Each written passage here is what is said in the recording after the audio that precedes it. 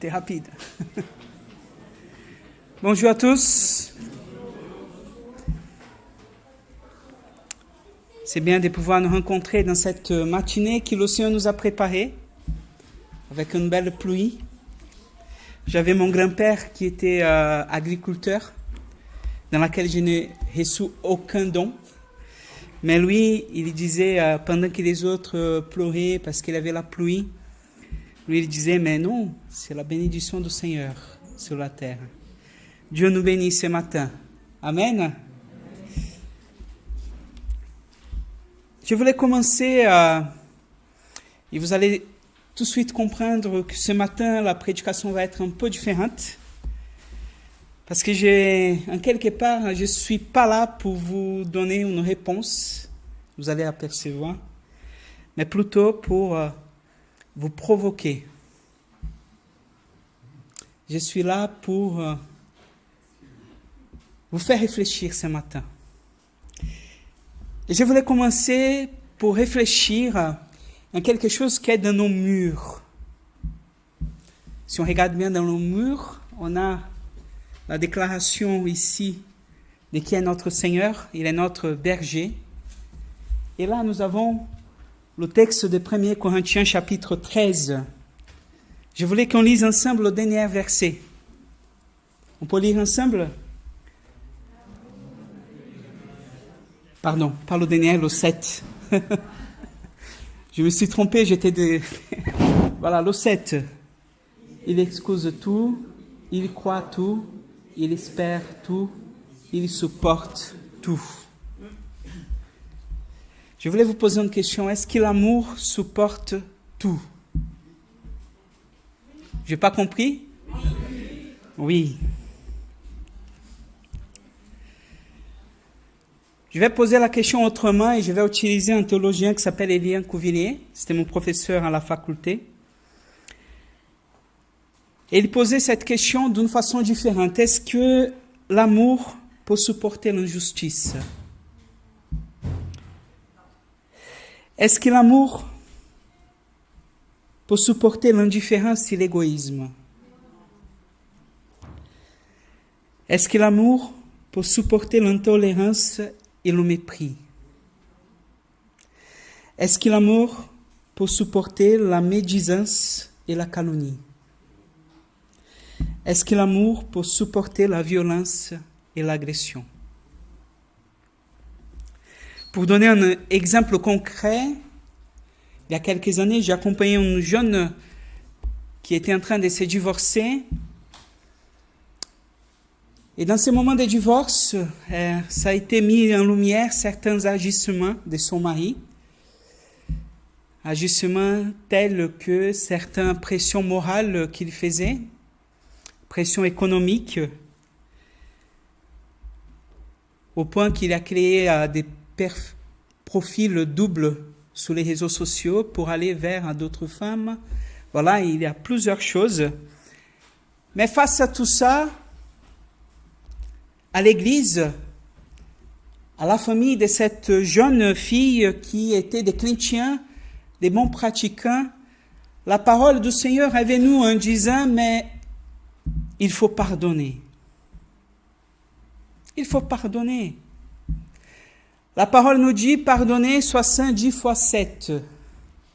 Elle nous dit, si tu rends ta joue gauche, donne la droite ou la droite la gauche. Voilà, peu importe l'ordre dans lequel ça va se passer, mais il faut pardonner. Face à son entêtement de continuer dans ce processus de divorce, alors nous sommes bien sûr arrivés au texte, mais c'est à cause de votre cœur. Ce n'est pas la volonté de Dieu.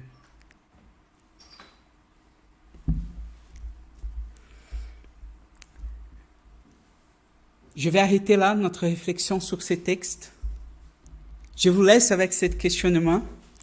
Et on va sauter à Jean chapitre 8. Nous allons lire du verset 31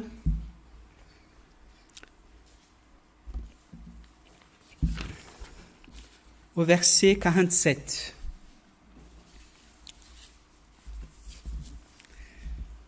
On garde en tête cette question, cette situation.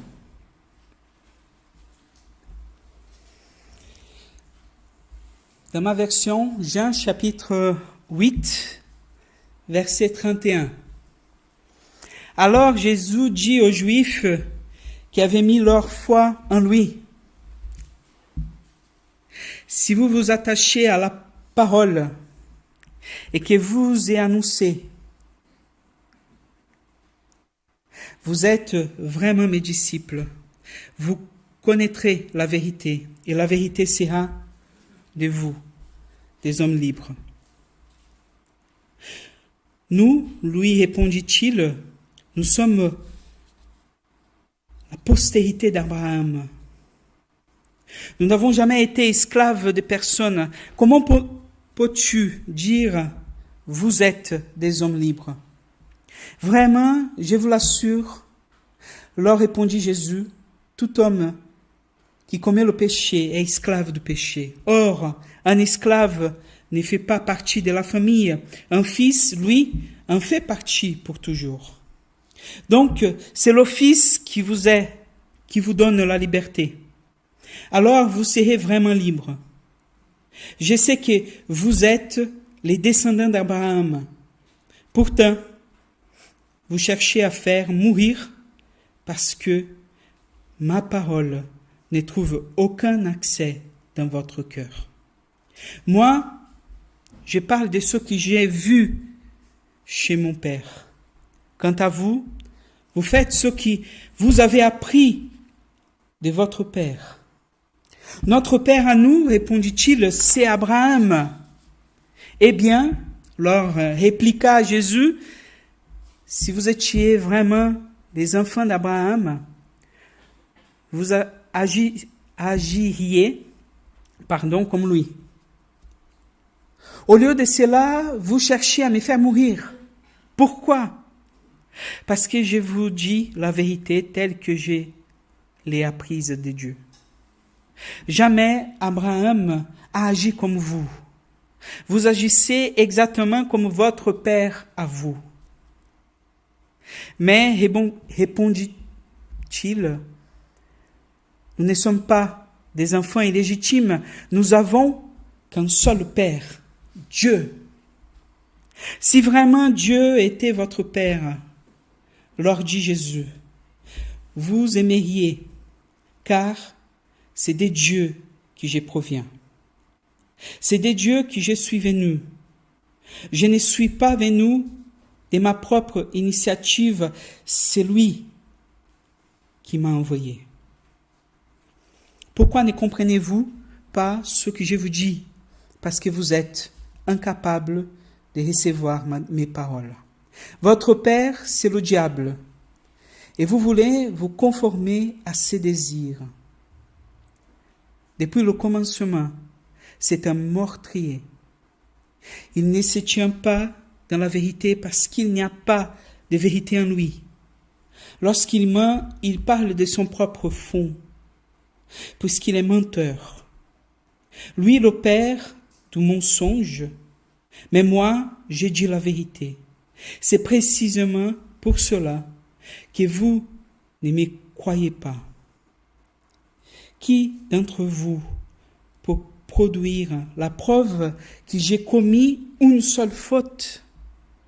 Si je dis vrai, pourquoi ne me croyez-vous pas? Celui qui appartient à Dieu écoute les paroles de Dieu. Si vous ne l'écoutez pas, c'est parce que vous ne lui appartenez pas. Amen. Prions ensemble. Notre Père céleste, je suis en tremblement devant toi, Seigneur. Parce que toi, tu sais la parole que j'ai dans mon cœur. Et je te demande, Seigneur, que ton esprit puisse travailler chez nous aujourd'hui. Parle-nous ce matin. Parle-nous non pas par moi, mais par ta parole que tu nous donnes. Je te prie au nom de Jésus-Christ. Amen. Amen. Le Fils fait ce que le Père a fait. Cette semaine, arrivée une anecdote, je n'avais pas dit, mais il y a un autre pasteur qui m'a soufflé. Donc j'ai dit, je vais quand même partager. J'étais à la maison, j'ai travaillé un peu et j'ai reçu un appel. Donc je me suis allé dans ma chambre pour parler tranquillement avec la personne. Mon fils et Diane étaient là. Il y a Sébastien qui prend ma chaise, qui prend la Bible et qui reste là. Diane regarde un peu bizarrement. Elle a dit, mais qu'est-ce que tu fais? Je travaille comme papa. C'était mignon. Et une chose que j'ai trouvée surprenante dans ce qu'il a fait, dans ces petits gestes, qui en vérité, je pense qu'il a pris la première chose qui était devant lui, montre qu'en quelque part, l'enfant va essayer d'imiter son père. D'ailleurs, tout le dialogue, il est autour de ça. Qui est notre père? Qui est le père? C'est lui que nous appelons père. Ce que je trouve le plus intéressant, c'est que ici, le texte biblique ne va pas parler de pharisiens, des scribes, ou de celui qui essayait de prendre Jésus, même si c'est l'accusation que Jésus va faire sur leur personne. Le verset 31 va nous dire qui était celui qui écoutait le message du Christ. Alors Jésus dit aux Juifs qui avaient mis leur foi en lui, aux Juifs qui avaient cru en Jésus-Christ, dans ce qu'il fait. Et je trouve interpellant de voir que ces hommes-là, qui entendaient le message, finalement n'entendaient pas vraiment le message. Il y a un jeu qu'on fait souvent parmi les jeunes, je ne me rappelle pas le nom en français, il m'est venu maintenant. C'est le jeu où on parle une petite phrase dans l'oreille de quelqu'un, il va parler dans l'oreille de l'autre personne, etc. Et quand on arrive au bout, c'est rien du tout ce qu'il avait été dit. Comment ça s'appelle le jeu? Téléphone arabe. En portugais, c'est téléphone des sourds. Mais bon. Ce qu'on voit ici, c'est qu'on est en train de parler à des personnes qui écoutent le message, qui écoutent ce que Dieu a à dire, mais qui finalement sont incapables de comprendre ce que Jésus est en train de les dire. D'abord, Jésus va faire une comparaison entre eux, leurs actions, ce qu'ils avaient dans leur cœur, et l'action de ceux et celles dans laquelle ils se disent être héritiers. Jésus va les jeter face à l'idée que Abraham, si c'était vraiment Abraham qui était là, si c'était vraiment leur père, alors ils seraient accueillis par son message. Parce qu'Abraham reconnaîtrait ce que Christ était en train de dire.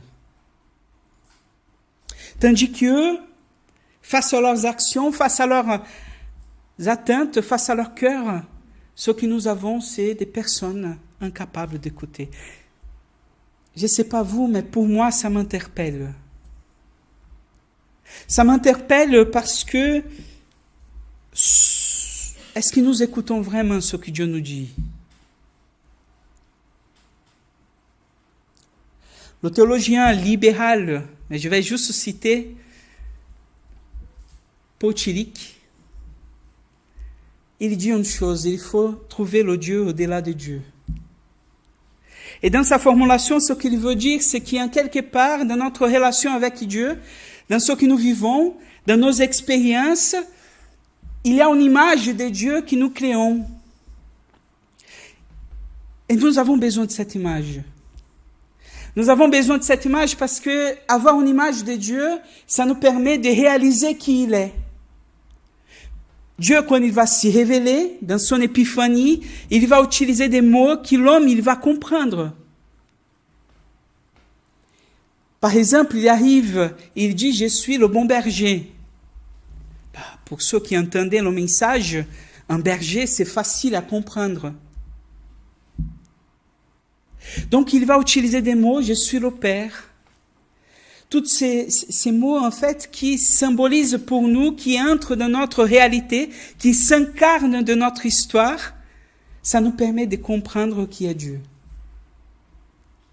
Sauf que ça fait aussi une image de qui est Dieu. Une image de ce que Dieu doit faire. Si on va par exemple en Job, il est confronté à cet imaginaire collectif. Il n'avait rien fait et pourtant la théologie de la rétribution était en cause. Si vous avez fait quelque chose, si vous recevez de Dieu quelque chose de mauvais, si vous payez le prix, si vous avez de la peine, c'est parce que vous avez fait quelque chose. Les amis de Job viennent pour l'interpeller par rapport à ce qu'il pensait qui était Dieu et cette relation de Dieu. Pourquoi je dis ça? Parce que je trouve que quand nous mettons à l'autre, quand nous imposons à l'autre la vision de Dieu que nous avons, nous sommes en quelque part les amis de Job. C'est comme l'histoire de cette jeune fille qui subissait la pression de sa communauté et de sa famille parce que leur communauté et la famille n'arrivaient pas à voir la souffrance qu'elle vivait dans sa maison. Donc l'amour, qui est la règle première dans laquelle nous avons tous dit, et moi le premier, il peut tout supporter, quand il devient une règle imposée, il peut devenir pervers dans la vie de mon frère. Ce qui est en question ici, c'est ces deux images de Dieu, celle des héritiers, celle de ceux qui ont reçu une tradition, qui ont reçu des paroles et qui essayent de faire leur mieux par rapport à l'image qu'ils avaient reçue. Et la révélation de Dieu incarnée en Jésus-Christ. Combien de fois nous pouvons ne pas écouter ce que Dieu veut nous dire parce que la forme dans laquelle il nous dit les choses ne passe pas comme nous ne voudrions pas. Deuxième chose, cette première, cette fausse image que nos cœurs pour crier du Seigneur, et nous, comme ces Juifs, nous pouvons prendre le risque, même si nous sommes enclins en Jésus, de prendre Jésus comme une loi à imposer les uns aux autres. Deuxième chose que je voulais travailler ce matin, c'est que en Jésus-Christ, nous voyons que l'agissement de Dieu, la révélation du Père, passe par l'image que nous avons de Dieu. Ce que je veux dire par là, c'est que cette image que nous avons de Dieu, si elle s'endurcit, si elle devient dure, si elle est intransigeante, si elle impose, si elle devient une loi, alors je ne peux plus voir ce que Dieu veut faire. Mais si je suis dans cette vision, la vision de Dieu, mais qui je me laisse interpeller par Dieu lui-même dans ce que je crois, alors là, Dieu me parle. Dieu me parle. Pourquoi cette vision elle est importante? Parce que je comprends beaucoup dans cette théologie de la révélation progressive. Je pense que pour nous aujourd'hui, elle est vraie aussi dans notre cheminement avec le Seigneur. On ne comprend pas tout d'un coup. Je ne peux pas demander à mon fils qui est à la petite section de maternelle de me faire une phrase complète avec sujet, adverbe. Non. D'ailleurs, il commence à comprendre l'OS de son nom. Il est en marche, en apprentissage.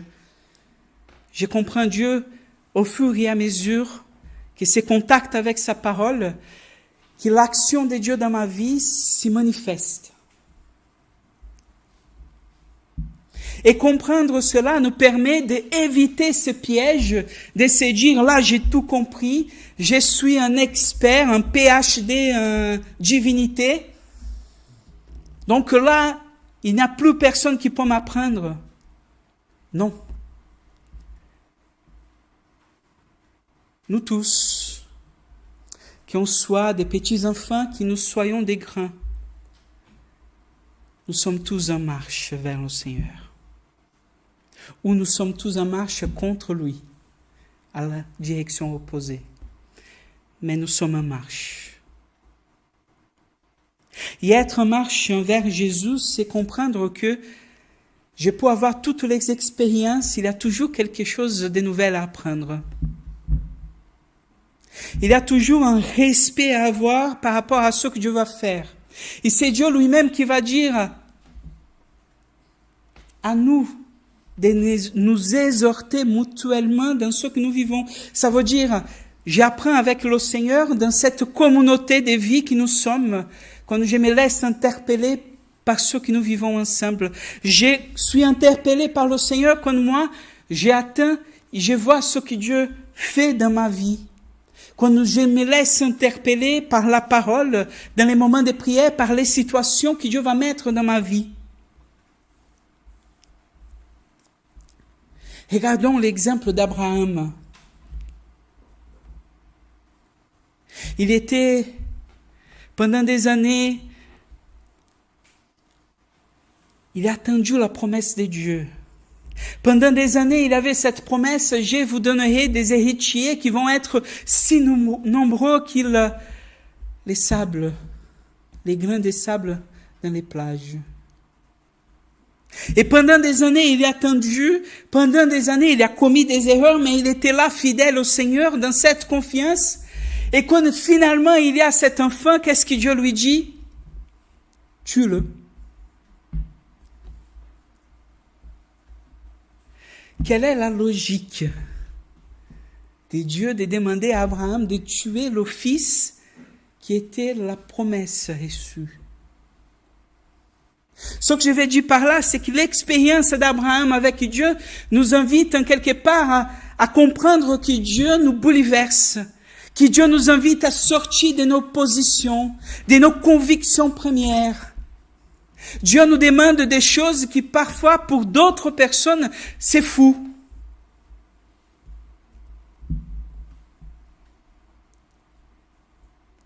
Et si nous ne sommes pas ouverts à recevoir de Dieu, la première réponse qu'on va donner, c'est non Dieu, je ne peux pas donner mon fils.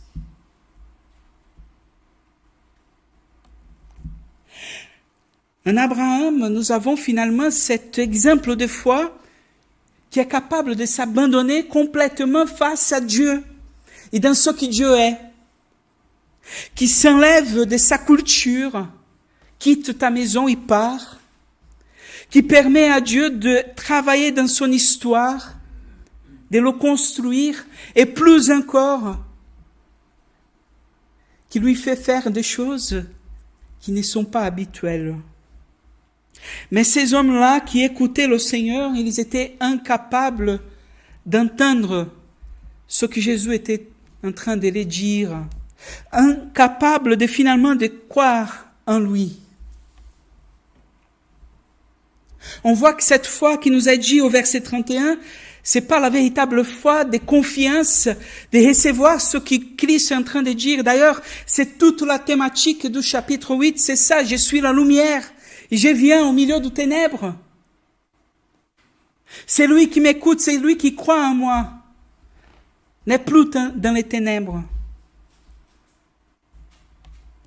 Ce qu'on voit ici, c'est que finalement, une chose, c'est la foi, une autre chose, c'est l'action qu'ils vont faire. Et dans l'action qu'ils font, révèle qu'ils ne sont pas enfants de Dieu, comme ils le disent. Même si dans leur morale, ils sont parfaits et personne ne peut les contraindre. Même s'ils font tout ce qu'ils pensent être important pour Dieu, même s'ils sont parfaits au niveau sociétal, ils ne sont pas enfants de Dieu. Parce que l'action qu'ils font va à l'encontre de la volonté de Dieu et de ce que Dieu les révèle. Ici, dans ces textes, nous voyons finalement que nous pouvons nous tromper même en étant dans un bon chemin, prendre la direction qui n'est pas bonne. Ils étaient héritiers de Dieu par Abraham, mais au lieu de marcher vers Dieu, ils marchent selon la règle du diable, Satan. C'est lui qui est le père du mensonge. Et ce que je trouve intéressant, c'est que dans ce que Jésus est en train de les parler, finalement, prend place ce qui est vraiment la volonté qu'ils sont en train d'accomplir. Ils ne font pas la volonté de Dieu, ils font la volonté qui vient de leur propre cœur. Comme le diable l'a fait. Ce que Jésus est en train de dire par cette parole, c'est que finalement, quand ils sont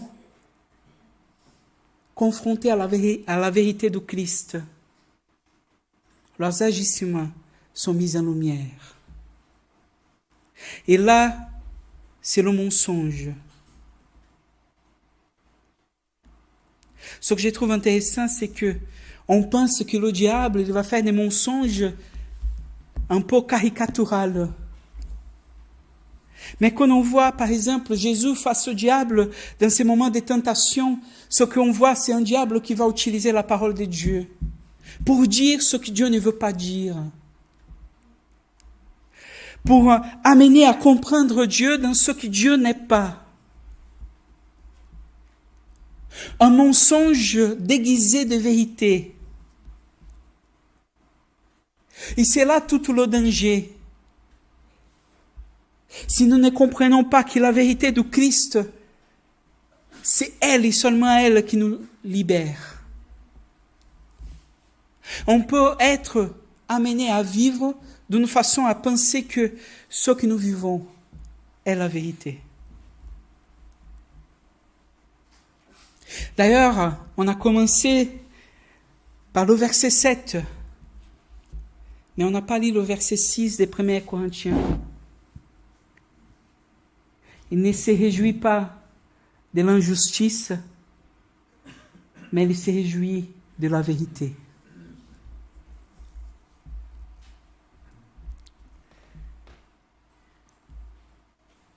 Si nous ne comprenons pas que l'amour qui vient du Père, il est donné qui est par le Père, pour que nous puissions vivre dans le Père, ce qui est la volonté du Père, on n'a rien compris.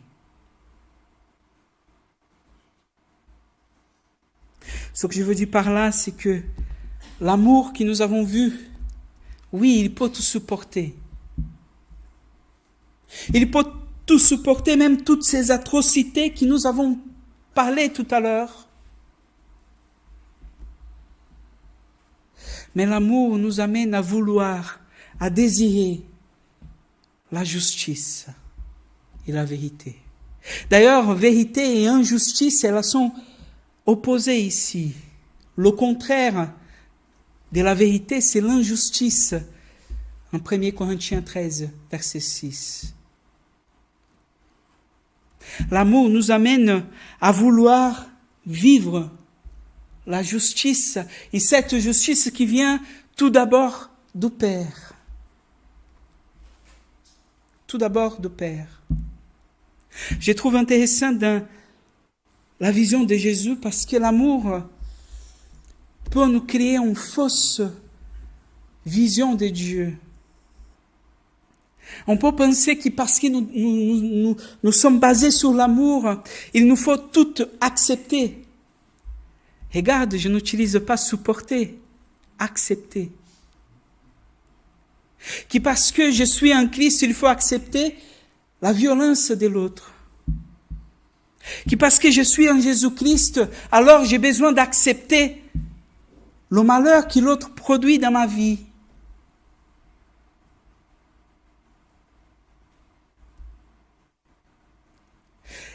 C'est Martin Luther King, lui qui va révolutionner cette logique de l'amour aussi, à mon avis, parce que c'est dans l'amour qu'il va lutter contre l'injustice du racisme. Et il va lutter non par violence, non en répondant le mal par le mal, mais en agissant pour dénoncer le mal. Pour dire, voilà, ça c'est mal. Ça c'est mal. Jean Daniel nous a parlé dans son introduction des 1er Jean, chapitre 1. 12e Jean, chapitre 1, pardon. La vérité en Christ ne peut pas être vécue sinon que par l'amour.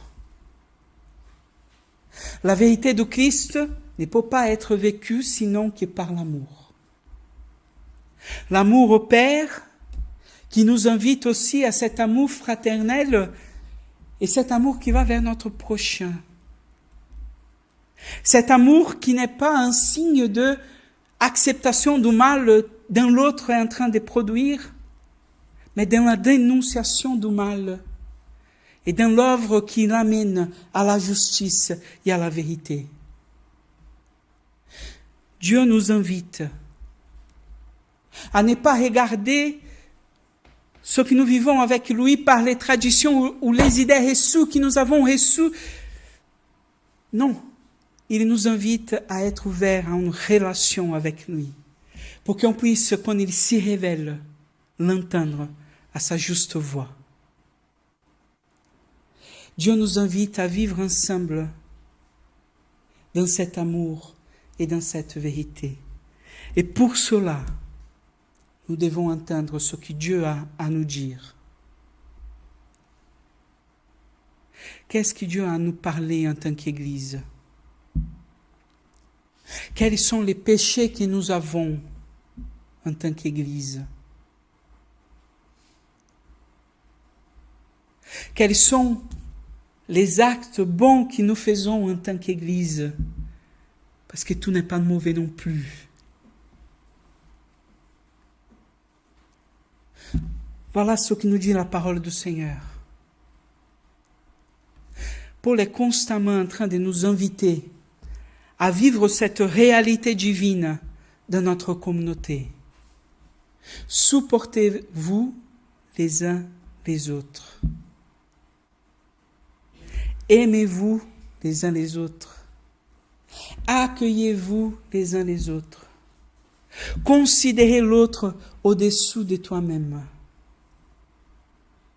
Soyez humbles. Faites comme le Christ a fait pour son Église. Finalement, c'est dans la réalité de l'amour, non l'amour qui doit être imposé, non l'amour qui doit être la loi et intransigible, dans laquelle nous transformons les agresseurs en victimes et les victimes en agresseurs, mais l'amour qui écoute, qui comprend, qui soutient, qui aime. C'est ça que le Seigneur nous invite ce matin. Que le Seigneur soit glorifié dans notre vie. Qu'il nous aide à agir soucieux les uns des autres dans ce que Dieu veut faire pour nous. Je veux finir avec une petite parole, une expérience aussi. Moi, j'aime bien partager mon expérience, mais plutôt pour parler des autres, pas de moi-même. Une fois, j'étais face à un père qui avait... son fils était dans les drogues. Il avait 35 ans, il habitait encore chez ses parents. Et quand il utilisait des drogues, il devenait vite violent. J'ai vécu avec eux des situations de violence très graves à l'atteinte de leur vie. Et là encore, tout le monde connaît la recette de ce qu'il faut faire. C'est simple. Il faut expulser votre fils. Il a 35 ans. C'est un adulte. Il faut arrêter de le materner. Si vous faites ça, il va prendre sur lui. Il va comprendre qu'il ne peut plus compter avec personne, sinon avec lui-même. Voilà tous les conseils qui sont venus. Et je me rappelle face à ces pères qui, en pleurs, me disaient, c'est mon fils. Je ne peux pas. C'est mon fils.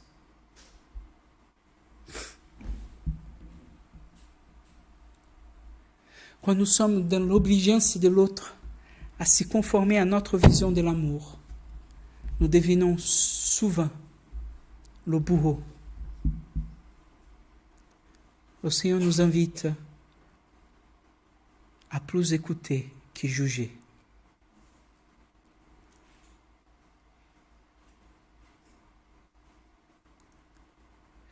Je parle ici, bien entendu, de ceux et celles qui sont dans les victimes des situations difficiles, de ceux et celles qui s'y mettent face à des situations dans lesquelles pour nous c'est évident ce qu'elle doit faire, mais pour elle pas du tout. Bien entendu que Paul nous parle de nos mauvais agissements. Paul nous parle que nous devons juger les uns les autres face aux mauvais agissements dans la communauté. C'est pas de ça que je parle. C'est pas de reprendre quelqu'un quand il fait quelque chose de mauvais. Ce que je suis en train de parler, c'est parfois nous avons des frères et sœurs, des hommes, des femmes qui sont dans la souffrance, qui ne savent pas quoi faire.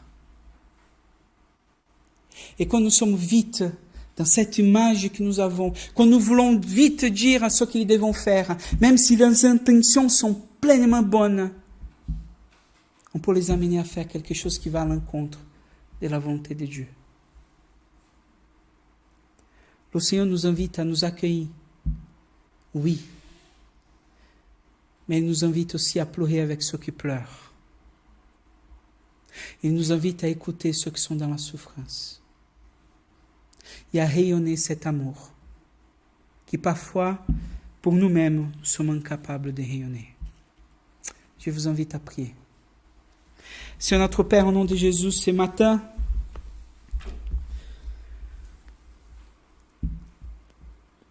je voulais nous confronter, Seigneur, à cette réalité. À la réalité, Seigneur, qui est en voulant faire le bien, en voulant suivre ta voie, en voulant, Seigneur, faire ce que nous comprenons que tu veux que nous fassions. Parfois, notre cœur peut être entêté. Et finalement, Seigneur, dans notre rigueur, nous n'écoutons plus ce que tu as à dire et à faire. Je suis le premier, Seigneur, ce matin, dans cette communauté, à te demander pardon. Pardon pour mon orgueil. Pardon, Seigneur, pour mon indifférence. Pardon pour parfois ne pas t'écouter. Aide-nous, Seigneur. Brise nos cœurs. Transforme ce que nous sommes pour qu'on puisse t'écouter, Seigneur. L'amour parfait, c'est pas l'amour qui impose. C'est pas l'amour qui fait finalement l'injustice.